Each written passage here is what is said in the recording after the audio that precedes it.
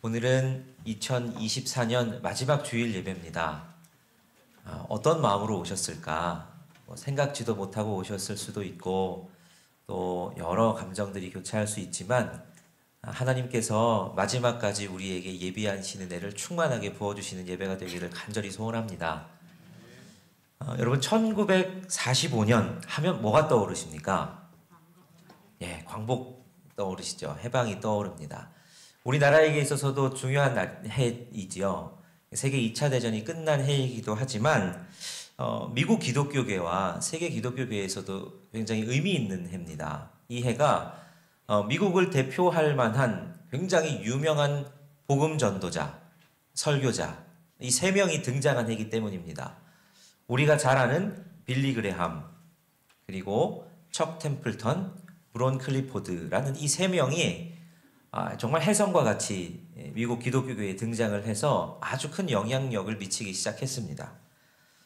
빌리 그레함 목사님은 우리가 다들 잘 아시죠. 아주 미국에서도 가장 영향력 있는 백인 안에 드셨던 분이기도 하고 우리나라에도 1973년에 오셔서 여의도에서 집회를 하셨을 때 100만 명이 넘는 사람들이 집회 때 모였다고 합니다. 이 중에서도 아마 그 집회에 참석하셨던 분들도 계시지 않을까 싶은데요. 그렇게 빌리 그레함 목사님 같은 경우는 온 세계에 영향력을 끼칠 정도로 굉장히 유명하신 분이죠. 근데 사실은 이때 그렇게 세 명이 등장했을 때 빌리 그레함 목사님은 세 명 중에서 가장 주목을 받지 못했던 분입니다.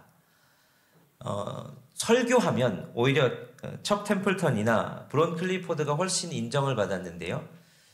이들이 등장하고 그 이듬해에 한 논문을 미국에서 발표를 했는데 지난 5년의 사역 기간 동안 하나님의 가장 충실된 도구였던 사람들의 관해라는 논문이 발표됐습니다. 이 책에서 가장 주목을 받았던 사람이 누구냐? 척 템플턴입니다.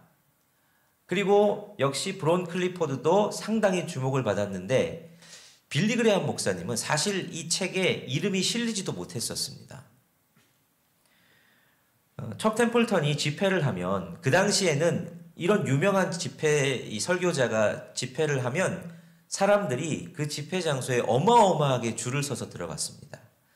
요즘은 유튜브로 보고 하니까 그렇게 사람들이 막 장소에 몰리지 않는다고 쳐도 이 당시만 해도 그런 것들이 굉장히 사람들에게 있어서 각광을 받았죠.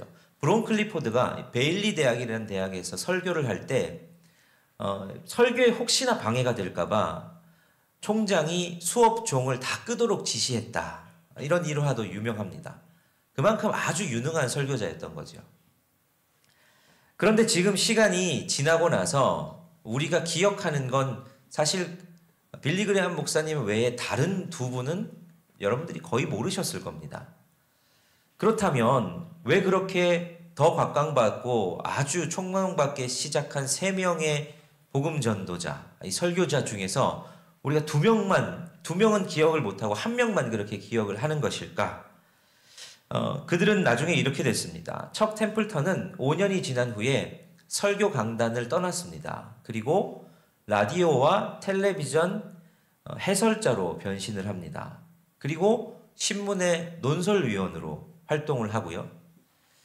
더 지나서는 이제 진화론에 깊이 심취하다 보니까 결국 하나님을 믿는 신앙에서까지도 벗어났습니다.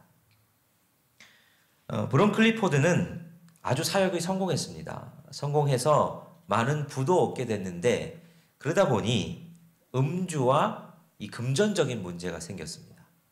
그래서 나중에는 아내와 다운 증후군이었던 이 아이를 버려두고 홀로 여인숙을 전전하다가 어떤 여인숙에서 고독사합니다. 나중에 그의 장례식에는 그냥 몇몇 알고 있었던 목사님들 몇 명만 참석하는 그런 초라한 장례식으로 인생을 마무리하지요. 자, 왜 이렇게 된 것일까? 어떻게 보면 사람들이 그렇게 각광받으면서 하면 끝까지 갈 거라고 생각했는데 생각보다 그런 화려한 시작을 한 사람들이 그렇게 끝까지 그 화려함을 유지하는 경우가 많이 없는 것 같습니다.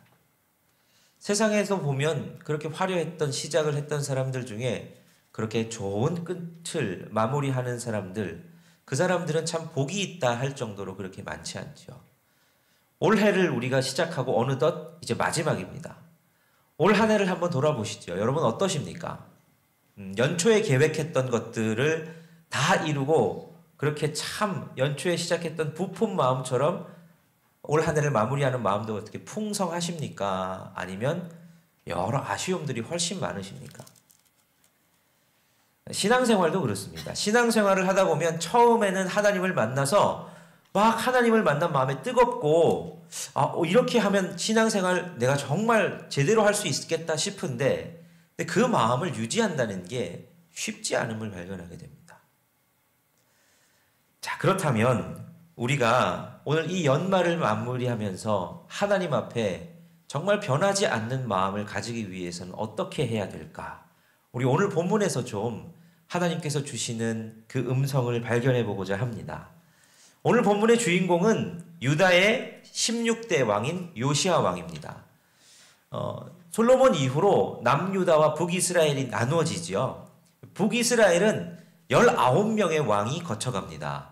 그리고 남유다는 20명의 왕이 거쳐가죠. 근데 그 중에서 솔로몬 이후로 가장 그래도 하나님의 마음에 합했던 사람, 그래도 하나님 마음에 괜찮게 들었던 왕이 누굴까?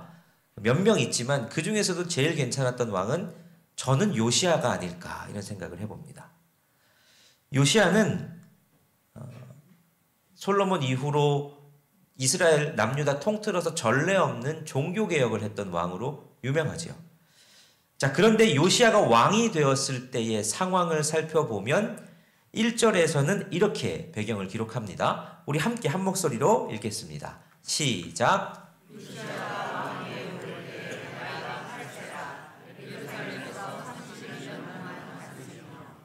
자, 요시야가 왕위에 오를 때 몇 살이었답니까? 예, 8세, 8살이었답니다.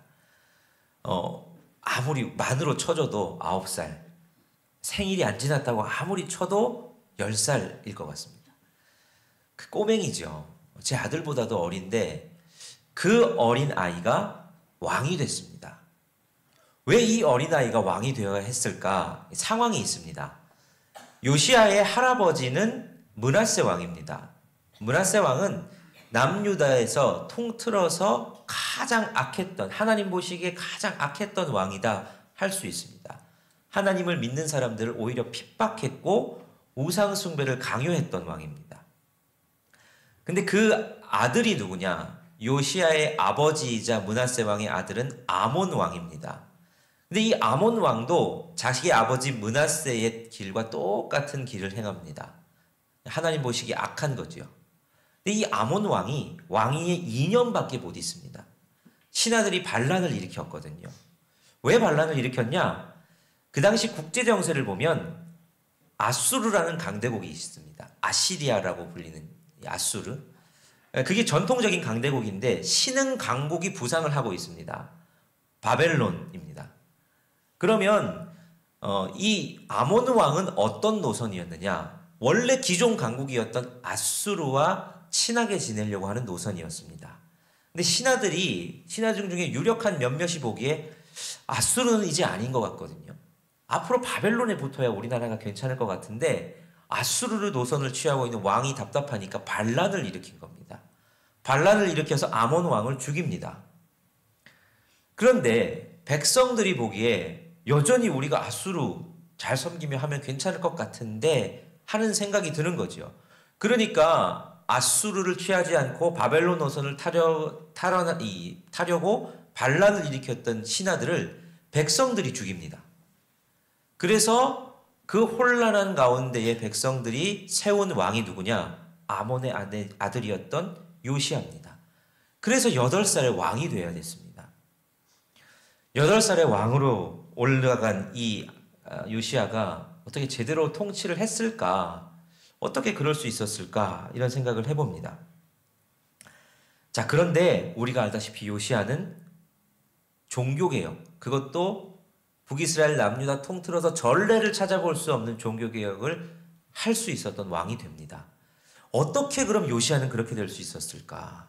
어떻게 하나님 앞에서 이런 신실한 모습을 그의 끝까지 유지할 수 있었을까? 이 비결을 오늘 본문 속에서 찾아보려고 하는데요. 첫 번째는 그는 하나님을 찾았다라는 겁니다. 하나님을 찾았다. 이게 역대하 34장 3절에 나와 있습니다. 우리 3절 말씀을 같이 한번 읽어보겠습니다. 시작.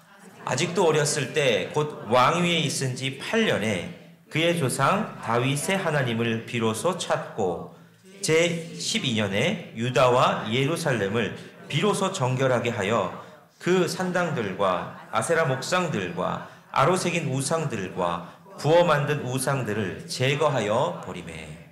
자, 여기서 왕위에 있은 지 얼마 만에 하나님을 찾았다 그럽니까? 8년 만에 그가 하나님을 찾았답니다. 몇 살에 왕이 됐습니까? 8살. 그럼 왕위에 있은 지 8년이 지났답니다. 몇 살입니까? 16살입니다. 근데 아직도 어립니다. 근데 그가 비로소 하나님을 찾았다라고 말합니다. 하나님을 찾았습니다. 하나님을 찾아서 그 하나님을 집중하고 하나님이 원하시는 것이 무엇인지를 열심히 찾았습니다.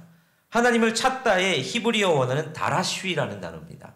이 단어가 열정적으로 알려고 애쓰다라는 의미입니다. 그러니까 하나님을 찾고 하나님이 뭘 좋아하시고 하나님의 뜻이 무엇인지 열정적으로 알려고 요시야가 애를 썼습니다.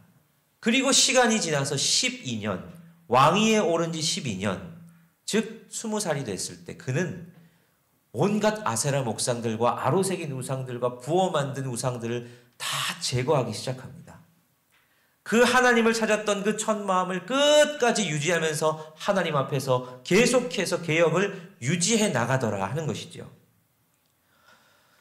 요시야가 왕이 되고 나서 얼마나 많은 어려움이 있었겠습니까? 8살짜리가 왕 하려고 하니까 잔소리하려는 사람이 좀 많겠습니까? 그리고 그게 얼마나 외로운 자리입니까? 모든 부담감을 혼자 짊어져야 되는 자리 아닙니까? 여러분, 리더는 외로운 자리입니다. 리더를 해보신 분들은 알지만 저도 부목사 하다가 이제 담임 목사를 지금 하지 않습니까? 담임 목사라는 자리 그 자체가 주는 부담감이 있습니다. 이게 뭔가 다 책임져야 될 것 같고 뭔가를 다 결정해야 된다는 게 그냥 그 자리 자체가 부담입니다. 그런데 요시야는 우리처럼 옆에서 뭔가 도와줄 만한 사람들이 제대로 있겠습니까? 트라우마가 있지 않았겠습니까? 아버지가 반역으로 목숨을 잃고 또 그 반역을 일으켰던 신하들도 처단을 당하고 그런 불안한 것 속에서 왕이 된 요시야가 어떻게 잘 갈 수가 있겠습니까? 생각하면 불가능하지요. 그런데 그는 하나님을 찾았다라는 이 단어에서 우리가 그 비결을 발견할 수 있습니다. 요시야는 하나님을 찾았습니다. 똑바로 가려면 하나님을 찾는 그 찾음이 필요하지요. 여러분, 어렸을 때 운동장에서 놀기 위해서 이렇게 주전자 같은 걸로 선을 좀 그어 보셨습니까? 주전자로 선을 긋는 게 생각보다 쉽지 않습니다. 선을 그으면 이게 물 떨어지는 걸 아무리 보면서 내가 천천히 잘 긋는다라고 생각하며 그어도 뒤돌아보면 얘가 이렇게 삐뚤빼뚤하게 그어지거나 아니면 막 엄청나게 휘어 있습니다. 이게 생각보다 쉽지 않거든요. 근데 이 주전자로 물을 제대로 부어서 선을 똑바로 긋는 방법이 있죠. 어떻게 하면 되느냐면 물을 떨어지는 주전자를 보면 안 됩니다. 내가 시작한 여기서 어디까지 선을 그을지를 봐야 됩니다. 그래서 그 목표를 바라보고 밑을 바라보는 게 아니라 목표를 바라보고 쭉 가면 선이 똑바로 그어집니다. 당장 물이 어떻게 떨어지는지를 보면 선은 절대로 똑바로 그어지지 않습니다. 이리 갔다 저리 갔다 좌로 우로 치우치죠. 그런데 어디로 그어야 될지 목적을 정확히 보면 좌로 우로 치우치지 않습니다. 자, 역대하서 34장 2절 말씀 같이 한번 읽어보겠습니다. 시작. 여호와 보시기에 정직하게 행하여 그의 조상 다윗의 길로 걸으며 좌우로 치우치지 아니하고. 요시야가 좌우로 치우치지 않았답니다. 요시야가 왜 좌우로 치우치지 않을 수 있었습니까? 그는 끝까지 하나님을 바라봤습니다. 하나님을 찾았습니다. 하나님을 찾아보고 하나님을 바라보는 시선을 멈추지 않았습니다. 그랬더니 좌와 우 어느 곳에도 치우치지 않았습니다. 우리가 하나님 바라보지 않고 세상 바라보고 우리의 삶을 바라보면 사람들이 원하는 대로 이리 쏠렸다가 저리 쏠렸다가도 합니다. 좌로 갔다가 우로 갔다가도 하고, 자기가 오른손잡이 같으면 오른쪽으로 많이 가려고 하고 왼손잡이 같으면 왼쪽으로도 많이 가려 합니다. 그러나 그렇게 치우치지 않고 우리 주님 바라보면 똑바로 갈 수 있다는 거죠. 두 번째로 요시야가 끝까지 변하지 않고 갈 수 있었던 이유는 그는 거룩한 흐름을 만들었다 하는 겁니다. 자, 역대하 34장 4절 말씀을 같이 한번 읽어보겠습니다. 시작. 무리가 왕 앞에서 바알의 제단들을 헐었으며 왕이 또 그 제단 위에 높이 달린 태양상들을 찍고 또 아세라 목상들과 아로새긴 우상들과 부어 만든 우상들을 빻아 가루를 만들어 제사하던 자들의 무덤에 뿌리고. 우리가 아까 3절에서도 살펴봤지만 그의 재위한 지 12년 된 20세의 그는 비로소 많은 우상들을 파하기 시작합니다.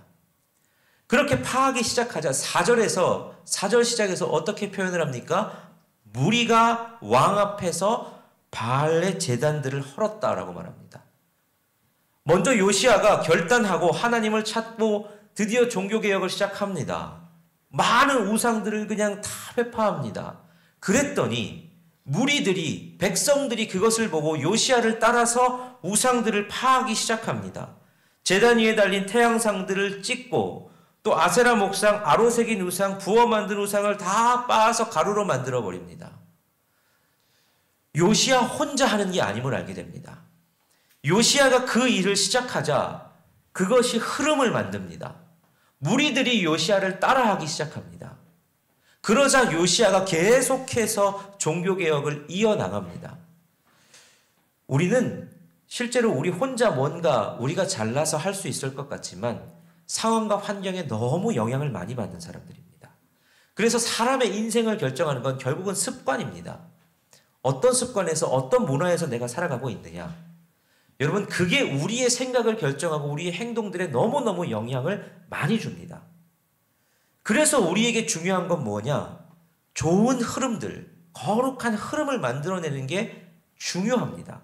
끝까지 변하지 않고 가기 위해서 정말 필요한 것들은 우리를 둘러싸고 있는 문화의 이 흐름들을 만들어내는 거죠. 요즘 동성애 코드가 많이 판칩니다. 영화, 드라마 온갖 곳에서 동성애가 아주 아름다운 것인 양 포장하고 자연스러운 것인 양 말합니다. 그러다 보니 우리 젊은 세대도 마찬가지이고 많은 사람들이 그걸 이상한 게 아니라 그럴 수 있는 거구나, 자연스러운 거구나 라고 받아들이는 세상이 됐습니다. 그게 흐름입니다. 그 흐름에 타면 그렇게 흘러가게 됩니다.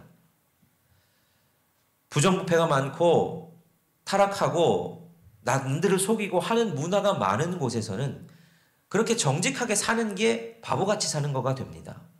원래 다 그렇게 사는데 뭐 하고 살아가는 거죠. 교회도 마찬가지입니다. 교회 안에서 냉랭하고 서로 본척만척 마음대로 하고 자기 마음대로 하려고 하는 분위기가 많으면 그 교회가 그렇게 냉랭해집니다. 그런데 어떤 한 사람이 일어나서 밝게 인사하고 서로 안아주고 축복의 말을 해주고 누군가가 새벽을 깨우며 기도하고 아픈 이들을 위해서 기도하고 이 문화들이 만들어지고 그리고 그 한 사람으로 말미암아 옆에 사람들이 동참하기 시작할 때 그 교회 안에는 새로운 흐름이 만들어지기 시작하는 거죠. 좋은 교회가 된다는 건 그런 거룩한 흐름이 만들어지는 겁니다. 교회들마다 독특한 분위기가 있습니다. 신방을 열심히 받는 교회도 있고 그렇지 않은 교회도 있고 예배와 새벽 기도가 뜨거운 교회도 있고 그렇지 않은 교회도 있고 사랑이 넘치는 교회도 있고 그렇지 않은 교회도 있습니다. 근데 그게 무엇으로 결정되느냐? 결국 어떻게 거룩한 흐름을 만들어내는가? 아이고 뭐 남들이 다 안 하니까 나도 안 해야지가 아니라 내가 시작함으로 말미암아 다른 사람들도 동참하게 함으로 말미암아 거룩한 흐름을 만들어낼 때 우리는 우리의 신앙이 변하지 않고 잘 갈 수 있는 거지요. 그렇지 않고 세상이 흘러가는 대로 내버려 두면 우리는 세상이 변하는 대로 변할 수밖에 없다는 겁니다. 오늘은 올해의 마지막 예배입니다. 이 예배를 마무리하고 한 해를 마무리하면서 마음이 많이 지치고 변하고 핑계댈 거는 많습니다. 내가 얼마나 힘들었는데요. 내가 얼마나 어려운 일들 많았는데요. 내 첫 마음 지키기가 얼마나 어려운데요. 핑계댈 것은 많지요. 그러나 주님이 우리에게 다시 방법을 알려주십니다. 하나님을 찾아라. 하나님 바라봐라. 너희의 환경과 너희가 지금 겪는 그 문제를 바라보지 말고 하나님 바라보면 좌로나 우로나 치우치지 않을 수 있다. 그리고 거룩한 흐름을 만들어라. 하나님 우리에게 말씀하십니다. 그냥 너 혼자 그렇게 애쓰지 말고 네가 시작하고 옆에 있는 사람들과 함께 거룩한 흐름을 만들기 시작하면 우리는 우리 인생의 마지막에 가서도 변하지 않는 인생 될 줄 믿습니다. 올해를 마무리하는데 이제 이틀 남았습니다. 이 예배 때 주님 주신 마음을 기억하며 다시 주님 바라보기를 시작하시면 좋겠습니다. 그리고 그 새해를 준비하며 내가 이제는 다시 거룩한 흐름을 만들어내겠다 결단하시는 저와 여러분 되시기를 간절히 바랍니다. 함께 기도하시겠습니다. 살아계신 하나님, 오늘도 우리가 주님 앞에 나와서 올해의 마지막 주일 예배를 드립니다. 뒤돌아보니 우리가 얼마나 나태해졌고 얼마나 변질되었는지 주님 앞에 부끄럽기 짝이 없습니다. 하지만 주님은 오늘도 우리를 긍휼히 여기셔서 다시 돌이키며 변하지 않는 삶으로 우리를 초청하십니다. 주님을 찾고 또 찾게 하여 주시고 거룩한 흐름을 만들어내므로 말미암아 변함없이 신실한 주님의 종으로 서 있을 수 있는 우리가 되게 하여 주옵소서. 예수 그리스도 이름으로 기도하옵나이다. 아멘. 우리 다